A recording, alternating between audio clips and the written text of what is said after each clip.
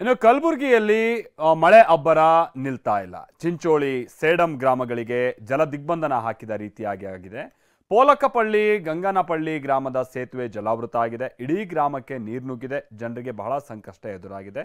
ಕಾಗಿಣ ನದಿ ಬಳಿಯ ಉತ್ತರಾದಿ ಮಠದಲ್ಲೂ ಕೂಡ ನೀರು ನಿಂತಿದೆ. ಉತ್ತರಾದಿ ಮಠದ ಜಯತೀರ್ಥ ಅವರ ಬೃಂದಾವನ ಮುಳುಗಡೆಯಾಗಿ ಬಹಳ ಸಮಸ್ಯೆ ಆಗಿದೆ.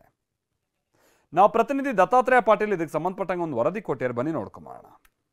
ಕಲಬುರಗಿ ಜಿಲ್ಲೆಯಲ್ಲಿ ಕಳೆದ 2 ದಿನಗಳಿಂದ ಸುರಿತಾ ಇರತಕ್ಕಂಥ ಭಾರೀ ಮಳೆ ಸದ್ಯ ಏನಂತಾರೆ ಸಾಕಷ್ಟು ಅನಾಹುತವನ್ನು ಉಂಟು ಮಾಡ್ತಾ ಇದೆ. ಸದ್ಯ ನಾನು ಕಲಬುರಗಿ ಜಿಲ್ಲೆ ಸೇಡಂ ತಾಲೂಕಿನ ಮಡಿಕೇಡ ಗ್ರಾಮದಲ್ಲಿರ್ತಕ್ಕಂಥದ್ದು. ಮಡಿಕೇಡ ಗ್ರಾಮದ ಉತ್ತರಾದಿ ಮಠ ಸದ್ಯ ಸಂಪೂರ್ಣ ಏನು ಅಂತಾರೆ ಜಲಾವೃತ ಆಗಿರುವಂಥದ್ದು. ಕಾಗಿಣ ನದಿ ಹೊಡೆತಕ್ಕೆ ಇಡೀ ಮಠ ಈ ಜಲಾವೃತ ಆಗಿದೆ. 4 ದಿಕ್ಕುಗಳಿಂದನೂ ಕೂಡ ಕಾಗಿಣ ನದಿ ನೀರು ಏನು ಅಂತಾರೆ ಮಠದ ಆವರಣವನ್ನು ಆವರಿಸಿಕೊಂಡಿದೆ. ಯಾಕೆಂತಂದರೆ ಕಳೆದ 2 ದಿನಗಳಿಂದ ಧಾರಾಕಾರವಾಗಿ ಸುರಿತಾ ಇರತಕ್ಕಂಥ ಮಳೆ ಇಡೀ ಏನು ಅಂತಂದರೆ ಕಲಬುರಗಿ ಜಿಲ್ಲೆಯನ್ನು ಅಸ್ತವ್ಯಸ್ತಗೊಳಿಸಿರ್ತಕ್ಕಂಥದ್ದು.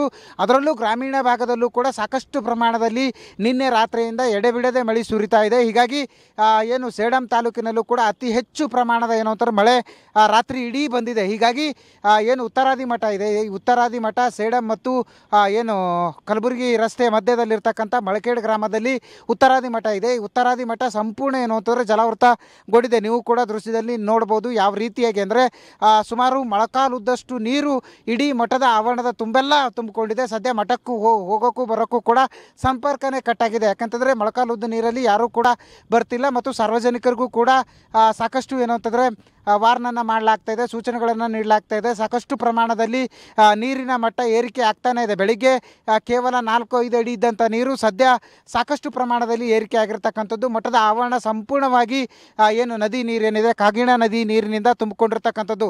ಕಳೆದ ಏನು 2 ದಿನಗಳಿಂದ ಸುರಿತಾ ಇರ್ತಕ್ಕಂಥ ಮಳೆ ಸದ್ಯ ಕಲಬುರಗಿ ನಗರ ಮತ್ತು ಕಲಬುರಗಿ ಜಿಲ್ಲೆಯಾದ್ಯಂತ ಸಾಕಷ್ಟು ಅಸ್ತವ್ಯಸ್ತವನ್ನು ಉಂಟು ಮಾಡಿದ್ದು.